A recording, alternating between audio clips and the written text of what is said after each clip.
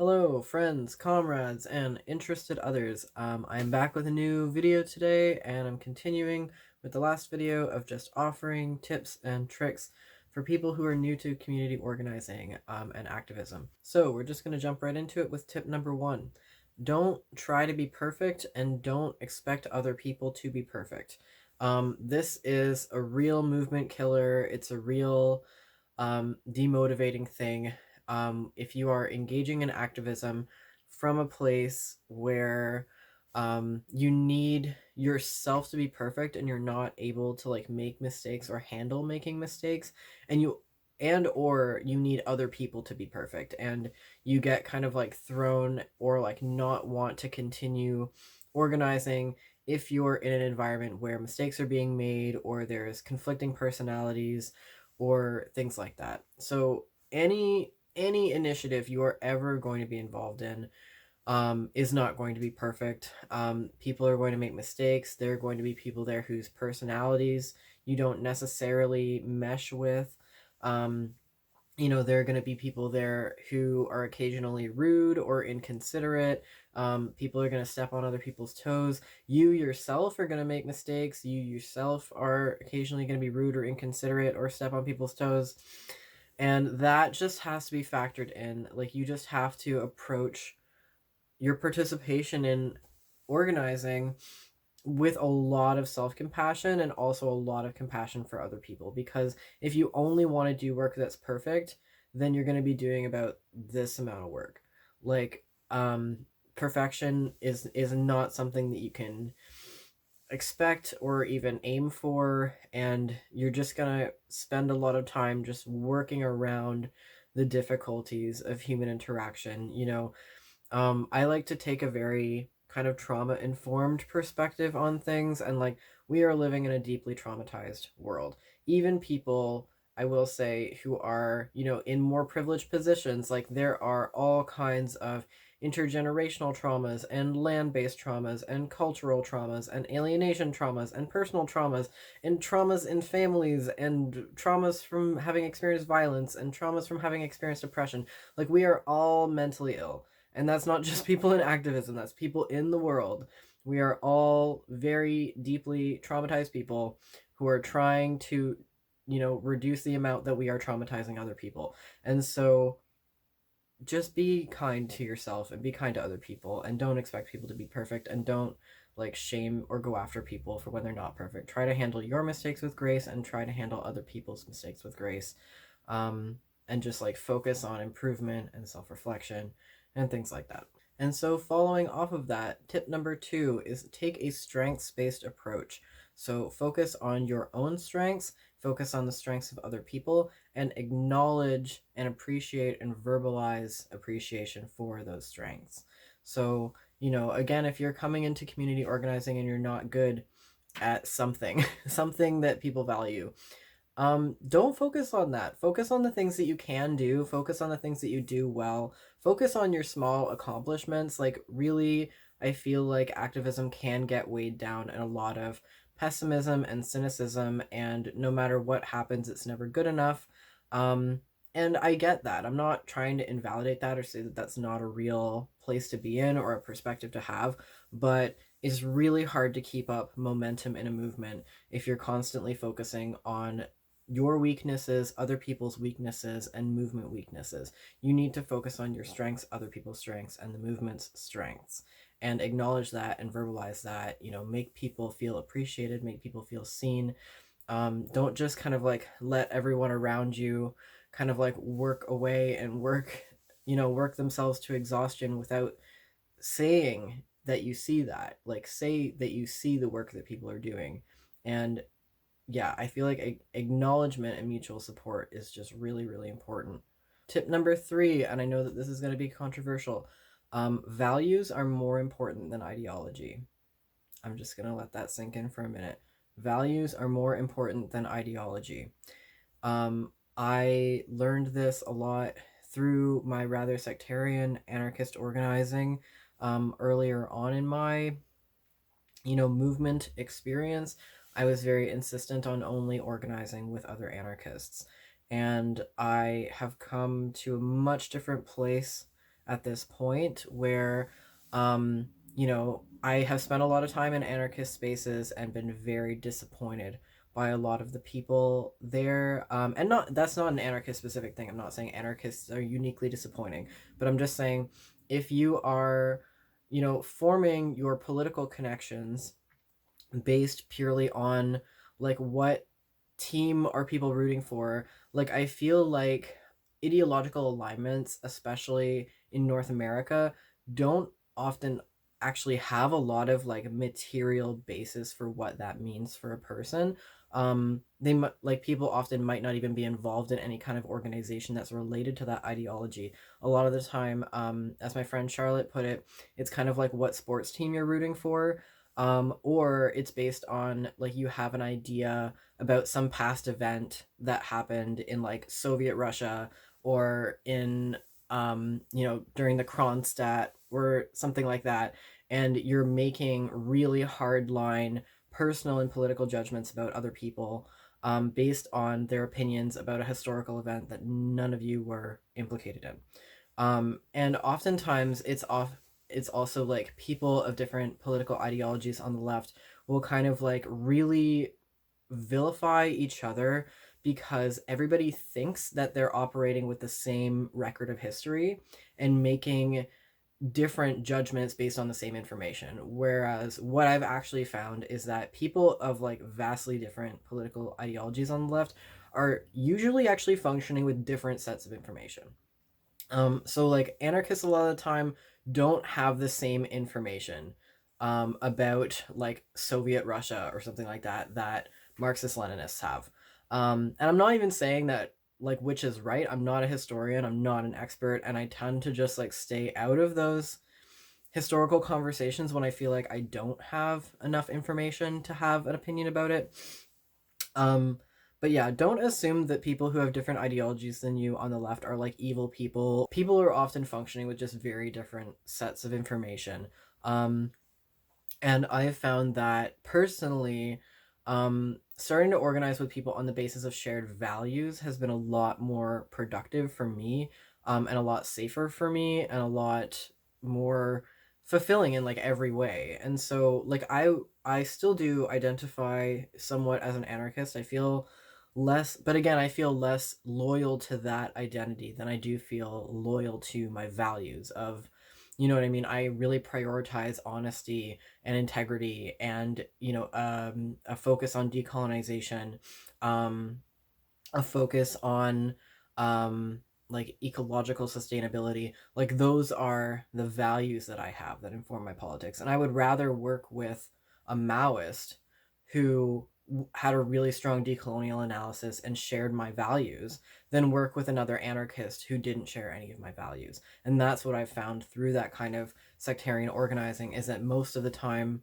when you're working with people based purely on political alignment and not, you know, what your actual ethics are or your morals are or your values are, then you wind up actually having very little in common with those people at the end of the day. This is kind of a long-winded explanation, but basically focus on what your values are and what you actually, um, what's important to you in the way that you live your life, and what's important to you insofar as, social priorities and things that you're working towards, and then find people who are working towards the same thing, and don't let yourself get bogged down in like intro-left sectarianism, because it will waste your time and burn you out.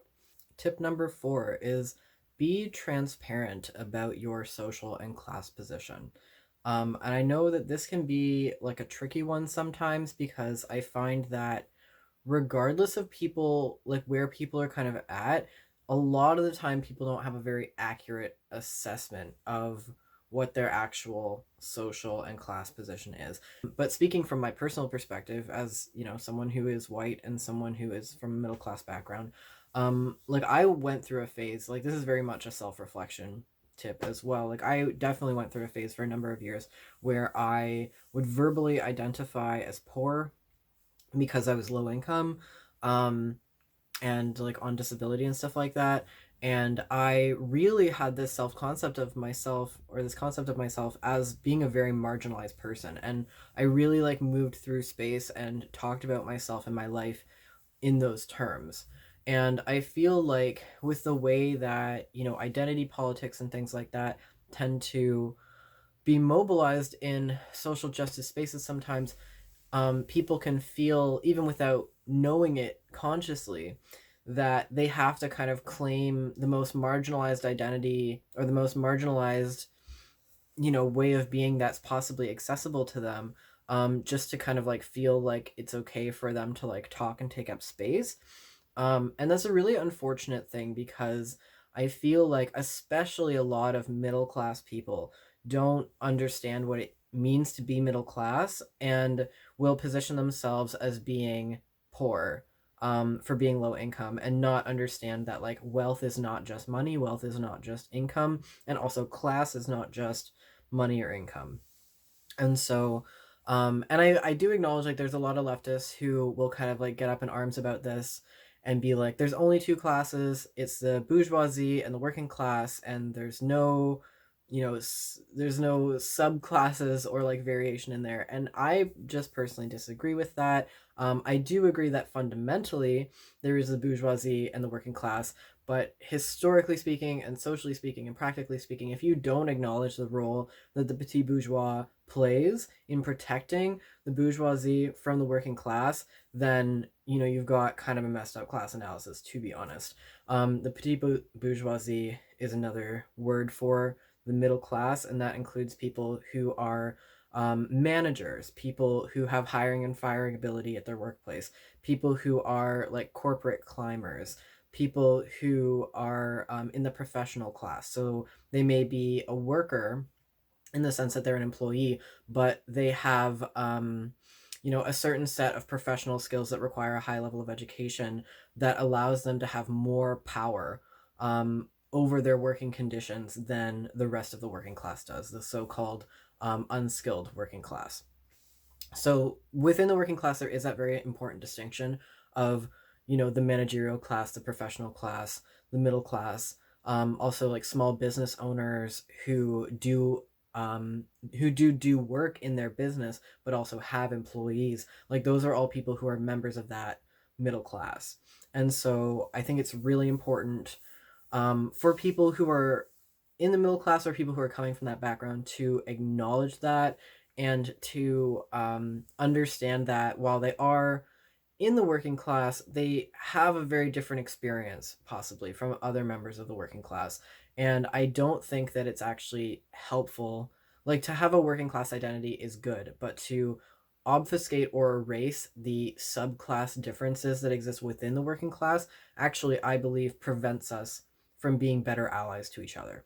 And so, and also when it comes to whiteness is another big thing. Like, if you're a white person, don't be a white person who's like, I'm white, but like, don't be like, I'm white but I grew up in Scarborough, or like I'm white but I have a lot of racialized friends. Like, don't qualify your whiteness in that way, because it doesn't matter. Like it's much more honorable, in my opinion, to just be very transparent about the ways that privilege shows up in your life than to try to like qualify and erase your privilege, because like everybody would rather have a rich friend who like knows that they're rich and like uses that privilege to help people than like having a rich friend who pretends that they're poor. And that applies to all sorts of different power dynamics. And so really be aware of your social position, be aware of your class position, and don't like hide or erase or obfuscate that in the way that you talk about yourself in organizing. Because a lot of the time too, I feel like it will just like someone will like realize something or find out something about your life, and have a different perspective on it, and it will just wind up being embarrassing for you. And so just, yeah, be humble, be open about your privilege, be open about your social and class position. Tip number 5 is build relationships with people outside of organizing space. And so even though I know I placed an emphasis on, being able to work with people that you're not necessarily friends with, or who you don't necessarily always like, it is important that you have a close group of people who you do organizing with, who you have relationships with that are not just activist movement based relationships. Like, you shouldn't be in a position where the only time you see your friends is at a protest, or the only time you see the people that you're doing your most core organizing with is when you're actually organizing. Like, you should be, I mean, obviously we're in COVID times, and so that needs to be taken into consideration, but generally, and even with respect to that, um, make time for people socially and work on building relationships with people socially. Like, especially like when we can and when it's safe to do so, like eat together. That is really important to like be actually sharing meals together and cooking together. Call people on the phone and like with your actual voice and or over Zoom and like have a conversation and check in on people. Like write down when people's birthdays are, and not just like be reminded by Facebook. That's just like a small example, but like be a friend to people. Like, be an actual person in people's lives if you are comrades with someone and organizing with someone. Don't just like have movement connection be your only point of social connection, because that can wind up being a very thin thing. And honestly, when it comes to building the deepest and most long-standing and most impactful relationships in the movement that allow you to work with people in the long term and allow you to overcome conflict and difficulties, is trust building. And in order to build trust, you need to build relationship, and in order to build relationship, you need to spend time with people, and you need to eat with people, and have people in your home and things like that. And so yeah, just really make it a point to build relationships with people, and real deep relationships with people outside of organizing. Okay, so that is all the tips that I have for you today. Did run a little bit longer, but we're working on it, and thank you for joining me here today. I what did I have? I had a couple things to say. Oh, I'm thinking about changing the name of my channel. I'm thinking of changing my channel name to Sadlord777, because that has been my Instagram handle for like a long time now. And I know I gave myself the username Circle A Tattoo like pretty much at the beginning of like when I started making political content, but I'm not like, I kind of just like gave myself that username because I didn't have anything else that I could come up with, and I feel I'm not super vibing with it. I'm not super vibing with it anymore. So you know, I might change my username on here. I hope that you guys will still subscribe and not like forget who I am all of a sudden if that happens.